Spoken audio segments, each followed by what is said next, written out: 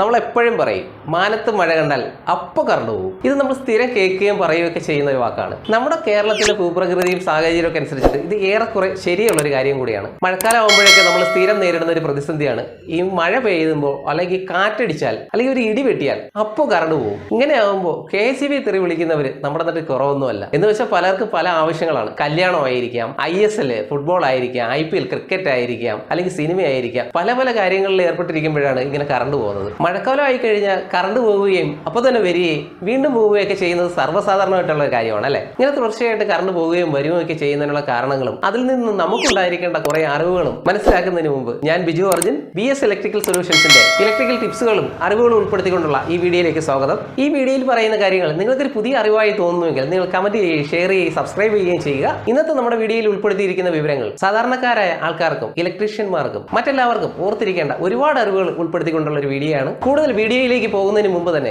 ഞാൻ നിങ്ങളോട് അഭ്യർത്ഥിക്കുകയാണ്, ഈ വീഡിയോയിൽ വളരെ പ്രധാനപ്പെട്ടതും എല്ലാവരും അറിഞ്ഞിരിക്കേണ്ടതുമായ കുറെ വിവരങ്ങൾ ഉൾപ്പെടുത്തിക്കൊണ്ട് വളരെ വിശദീകരിക്കേണ്ടതിനാൽ ഈ വീഡിയോ അല്പം ദൈർഘ്യമുണ്ടായിരിക്കും. അതുകൊണ്ട് ഈ വീഡിയോ പൂർണ്ണമായും കാണാൻ എല്ലാവരും ശ്രമിക്കുക. മഴയും കാറ്റും ഒക്കെ ഉള്ള സമയങ്ങളിൽ സാധാരണ രീതിയിൽ കറണ്ട് പോകാനുള്ള കാരണങ്ങൾ എന്താണെന്ന് ഒരുവിധം എല്ലാവർക്കും അറിയാം. മഴയും കാറ്റും ഒക്കെ ആകുമ്പോൾ മരശീലകളിൽ ലൈനുകളിൽ തട്ടുന്നതോ ഒടിഞ്ഞു വീണ് കമ്പികൾ പൊട്ടുന്നതോ ഒക്കെയാണ് പ്രധാനമായും വൈദ്യുത തടസ്സങ്ങൾക്ക് കാരണം. എന്തുകൊണ്ടാണ് ഇങ്ങനെയൊക്കെ സംഭവിക്കുന്നത്? ഇത് പറയുന്നതിന് മുമ്പ് എങ്ങനെ നമ്മുടെ വീടുകളിൽ വൈദ്യുതി എത്തുന്നു എന്നുകൂടെ പറയാം. നമ്മുടെ വീടുകളിലേക്ക് വൈദ്യുതി എത്തുന്നത് തൊട്ടടുത്തുള്ള ഏതെങ്കിലും ഒരു ട്രാൻസ്ഫോർമറിൽ നിന്നായിരിക്കും. ഈ ട്രാൻസ്ഫോർമറിലേക്ക് വൈദ്യുതി എത്തുന്നതോ നമ്മുടെ അടുത്ത പ്രദേശങ്ങളിൽ എവിടെയെങ്കിലും ഒരു സബ്സ്റ്റേഷൻ ഉണ്ടായിരിക്കും. സബ്സ്റ്റേഷൻ അതിനെ നമ്മൾ സാധാരണക്കാർ പവർ ഹൗസ് എന്നൊക്കെ പറയും. ശരിക്കും അതല്ല പവർ ഹൗസ്. എന്നിട്ട് നമ്മൾ ആ സബ്സ്റ്റേഷൻ ഉള്ള സ്ഥലത്തിന് ഒരു പേരും കൂടെ ചിലപ്പോൾ ഇട്ടു കൊടുക്കും, പവർ ഹൗസ് ജംഗ്ഷൻ എന്നോ. അങ്ങനെയൊക്കെ പലയിടത്തും ഇങ്ങനെയുള്ള ജംഗ്ഷനുകളൊക്കെ കാണാം. അതെ, ഈ സബ്സ്റ്റേഷനിൽ നിന്നാണ് നമ്മുടെ നാട്ടിലെ നമ്മുടെ വീടിനടുത്തുള്ള എല്ലാ ട്രാൻസ്ഫോമറിലേക്കും വൈദ്യുതി എത്തിക്കുന്നത്. 11 kV ലൈനുകളിലൂടെ വൈദ്യുതി എത്തിക്കുന്നത്. 11 kV ലൈൻ, 11 kV ലൈൻ, ഇത് ഒന്ന് പരിചയപ്പെടുത്താം. നമ്മളെ എല്ലാവരും കാണുന്നതാണ്. നമ്മുടെ വീട്ടിലും മറ്റും വൈദ്യുതി ലഭിക്കുന്ന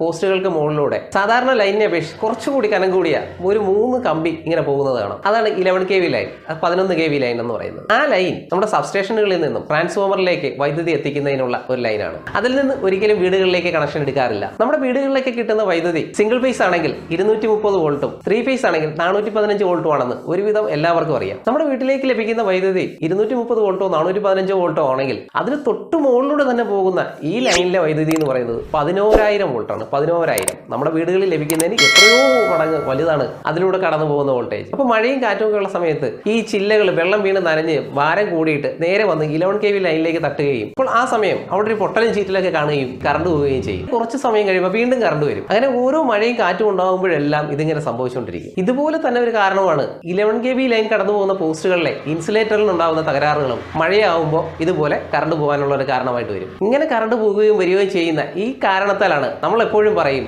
മാനത്ത് മഴ കണ്ടു കഴിഞ്ഞാൽ അപ്പൊ കറണ്ട് പോകും. നമ്മൾ തമാശയായിട്ടും പരിഹസിക്കലായും പറയുന്ന ഒരു കാര്യമാണ്. ഇങ്ങനെ KSEB പരിഹസിക്കുകയും തെറി പറയുകയും ഒക്കെ ചെയ്യുന്നവരുണ്ടെങ്കിൽ ഇത് വ്യക്തമായിട്ടൊന്ന് കേൾക്കുക. നമ്മുടെ നാട്ടിൽ ഇങ്ങനെ ഇടപെട്ട് കറണ്ട് പോകാനുള്ള ഒരു മുഖ്യ കാരണം നമ്മുടെ ഭൂപ്രകൃതിയും കാലാവസ്ഥയൊക്കെ തന്നെയാണ്. ഭൂപ്രകൃതി എന്ന് പറയുമ്പോൾ നാട്ടുമ്പുറങ്ങളുണ്ട്, വയലുകളുണ്ട്, വനങ്ങളുണ്ട്. ഇങ്ങനെയുള്ള സ്ഥലങ്ങളിലൂടെയാണ് 11 kV ലൈൻ കടന്നു പോകുന്നത്. നമ്മുടെ നാടിന്റെ പല പല സ്ഥലങ്ങളിൽ സ്ഥാപിച്ചിരിക്കുന്ന 100 കണക്കിന് ട്രാൻസ്ഫോമറിലേക്ക് ഈ 11 kV ലൈൻ അല്ലെങ്കിൽ 11 kV ലൈൻ പല പല വഴികളിലൂടെ കടന്നു പോകുന്നുണ്ട്. ഇങ്ങനെ കിലോമീറ്ററുകളോളം നീളത്തിൽ ഈ കിലോമീറ്ററുകളോളം വ്യാപിച്ച് കിടക്കുന്ന 11 kV ലൈനിൽ എവിടെയെങ്കിലും ഒരു മരച്ചില വീഴുകയോ വാഹനം ഇടിക്കുകയോ അങ്ങനെയുള്ള അപകടങ്ങൾ സംഭവിക്കുകയോ ചെയ്യുമ്പോൾ ആ ഒരു ഏരിയയിലെ പൂർണ്ണമായും വൈദ്യുതി നിലയ്ക്കും. ഇത് നമ്മുടെ സുരക്ഷയ്ക്ക് വേണ്ടി സബ്സ്റ്റേഷനിൽ ഒരുക്കിയിരിക്കുന്ന ഒരു സംവിധാനമാണ് ഈ 11 kV ലൈൻ ഓഫാകുക എന്നത്. കൂടുതൽ അറിവുകളിലേക്ക് വരുന്നതിന് മുമ്പ് ഞാൻ ഒരു കാര്യം ഒന്ന് സൂചിപ്പിക്കട്ടെ. ഇടിയും മഴയൊക്കെ ഉള്ള രാത്രികളിൽ നമ്മൾ പലപ്പോഴും പറയുന്ന കാര്യമാണ് കറണ്ട് പോയി കുറച്ച് കഴിയുമ്പോൾ ഞാനും ഉറങ്ങിപ്പോയി പിന്നെ എപ്പോഴോ കറണ്ട് വന്നു. ആ എപ്പോഴോ എന്നുള്ളത് നമ്മൾ ഒരിക്കലും അറിയുന്നില്ല. ചിലപ്പോൾ രാത്രി 12 മണിയാവാം, 1 മണിയാവാം, 3 മണിയാവാം, എപ്പോഴോ കറണ്ട് വന്നു.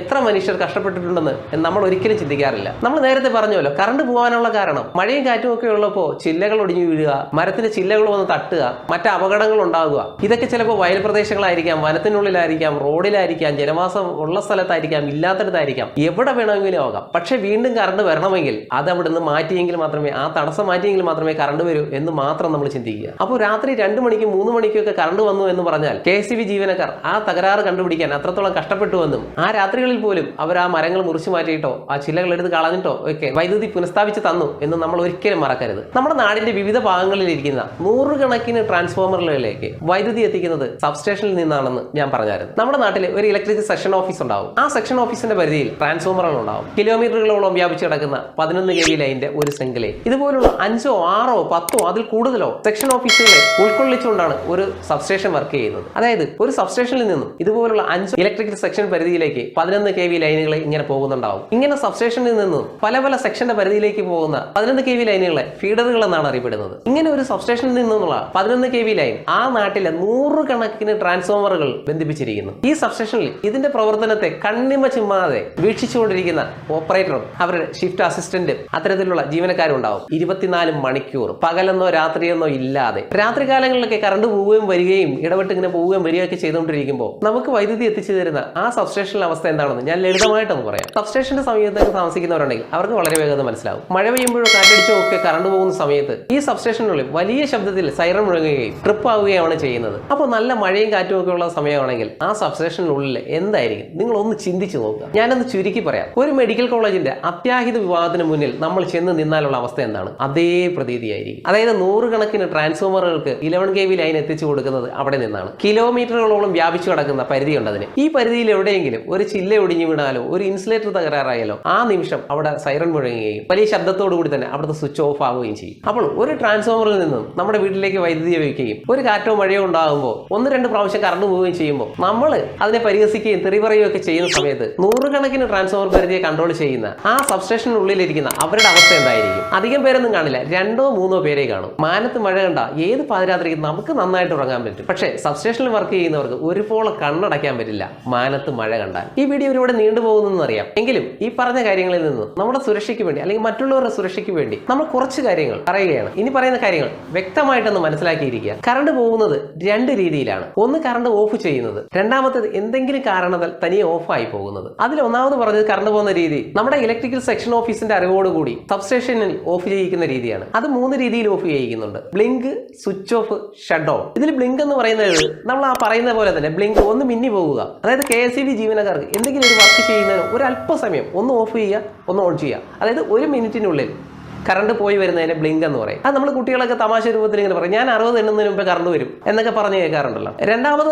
Switch off. അത് ലൈനിൽ എന്തെങ്കിലും ചെറിയ ചെറിയ വർക്കുകൾ ചെയ്യുന്നതിന് വേണ്ടിയിട്ട് അത് 1 മിനിറ്റിൽ കൂടുതൽ വരും. ഒരു 3 മിനിറ്റ് 4 മിനിറ്റ് ഒക്കെ സമയം വരാറുണ്ട്. അടുത്തത് ഷട്ട് ഡൗൺ. അപ്പോൾ ലൈനിലെ എന്തെങ്കിലും പണികൾക്ക് വേണ്ടിയിട്ട് ലൈൻ ഓഫ് ചെയ്യിച്ചിടുക. അത് ചിലപ്പോൾ മണിക്കൂറുകളോ ഒരു ദിവസമോ ഒക്കെ നീണ്ടുപോകും, കറണ്ട് ഇല്ലാതിരിക്കുന്ന അവസ്ഥ വരും. ഈ 3 രീതിയിലാണ് KSEB അറിഞ്ഞുകൊണ്ട് കറണ്ട് ഇല്ലാതിരിക്കുന്നത്. പിന്നെ അടുത്തത് KSEBയുടെ അറിവില്ലാതെ തന്നെ കറണ്ട് പോവുക. അതായത് കാറ്റും മഴയൊക്കെ ഉള്ള സമയത്ത്, ഇടിമിന്നലുള്ള സമയത്ത് അങ്ങനെയൊക്കെ കറണ്ട് പോകുമ്പോൾ അപ്പോൾ നമ്മൾ പ്രതീക്ഷിക്കുന്നത് 3 മുതൽ 5 മിനിറ്റിനുള്ളിൽ കറണ്ട് വരുമെന്നുള്ളതാണ്. കറണ്ട് വന്നു, അപ്പോൾ തന്നെ പോയി എങ്കിൽ വീണ്ടും 3 മുതൽ 5 മിനിറ്റിനുള്ളിൽ വീണ്ടും കറണ്ട് വരും. അപ്പോഴും കറണ്ട് പോയെന്ന് വെച്ചോ, മൂന്നാമതും ഒരു 3 മിനിറ്റിനും 5 മിനിറ്റിനുള്ളിൽ കറണ്ട് വരും. ആ മൂന്നാമത്തെ പ്രാവശ്യം കറണ്ട് വരുന്നത് അവിടെ കാണിക്കുന്ന കറണ്ട് പോകാനുള്ള കാരണം എന്താണ്, എന്ത് ഫാൾട്ടായിട്ടാണ്, എർത്ത് ഫാൾട്ടായിട്ടാണോ ഓവർ കറണ്ട് ആയിട്ടാണോ കാണിച്ചിരിക്കുന്നത്, അതിനെ കൂടെ ആശ്രയിച്ചാണ് മൂന്നാമത് കറണ്ട് വരുന്നതിനുള്ള സമയം. മൂന്നാമത്തെ പ്രാവശ്യവും കറണ്ട് വന്ന് അത് നിൽക്കുന്നില്ല എന്നുണ്ടെങ്കിൽ സബ്സ്റ്റേഷനിൽ ആ ലൈൻ ഓഫ് ചെയ്തിടുകയും ആ ഫീഡറുമായി ബന്ധപ്പെട്ട സെക്ഷൻ ഓഫീസിൽ അറിയിച്ച് ആ തകരാറ് പരിഹരിക്കുന്നത് വരെ നമുക്ക് കറണ്ട് ലഭിക്കുകയില്ല. അപ്പോൾ നമ്മൾ ഓർക്കുക, രാത്രിയിൽ 10 മണിക്ക് കറണ്ട് പോയി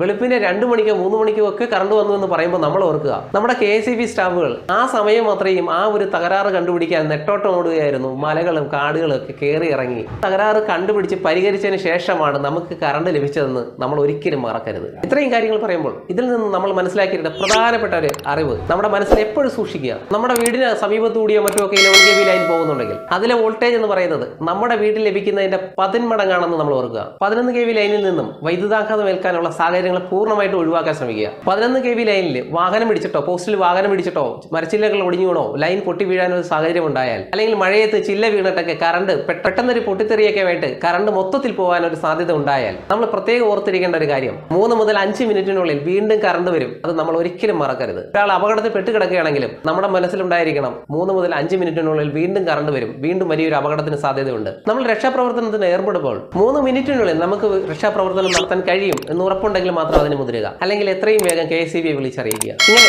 ഇടവിട്ട് 2-3 പ്രാവശ്യം കറണ്ട് വരാനുള്ള സാധ്യത അതിലുണ്ട്. അപ്പോൾ നമ്മൾ ഇത് അറിയാതെ രക്ഷാപ്രവർത്തനത്തിന് ഇറങ്ങിക്കഴിഞ്ഞാൽ നമ്മൾ കൂടി അപകടത്തിൽപ്പെടും എന്നുള്ളത് പ്രത്യേകം ഓർക്കുക. ഇനിയും ഇടിയും മഴയും ഒക്കെ ഉള്ള രാത്രികൾ വരുമ്പോൾ ഇതുപോലെ കറണ്ട് പോകുമ്പോൾ നമ്മൾ KSEB തെറി പറയണോ പരിഹസിക്കണോ എന്ന് എല്ലാവരും ആത്മാർത്ഥമായിട്ടൊന്ന് ചിന്തിക്കുക. അപ്പോൾ നിങ്ങൾക്ക് B.S Electrical Solutionsന്റെ ഇലക്ട്രിക്കൽ അറിവുകളും ടിപ്സുകളൊക്കെ ഉൾപ്പെടുത്തിക്കൊണ്ടുള്ള ഈ വീഡിയോ നിങ്ങൾക്ക് ഇഷ്ടപ്പെട്ടുവെങ്കിൽ നിങ്ങൾ ലൈക്ക് ചെയ്യുകയും ഷെയർ ചെയ്യുകയും സബ്സ്ക്രൈബ് ചെയ്യുകയും ചെയ്യുക. അതുപോലെ ഈ വീഡിയോയെക്കുറിച്ചുള്ള നിർദ്ദേശങ്ങളും അഭിപ്രായങ്ങളും കമന്റായിട്ട് രേഖപ്പെടുത്തുക. വീഡിയോയിൽ ഉൾപ്പെടുത്തണം എന്ന് ആഗ്രഹിക്കുന്ന കാര്യങ്ങളുണ്ടെങ്കിൽ അതുകൂടി കമന്റായി ഉൾപ്പെടുത്തുക. അപ്പോൾ അടുത്ത വീഡിയോയിൽ നമുക്ക് നല്ല കുറച്ച് അറിവുകളായിട്ട് വീണ്ടും കാണാം. നന്ദി.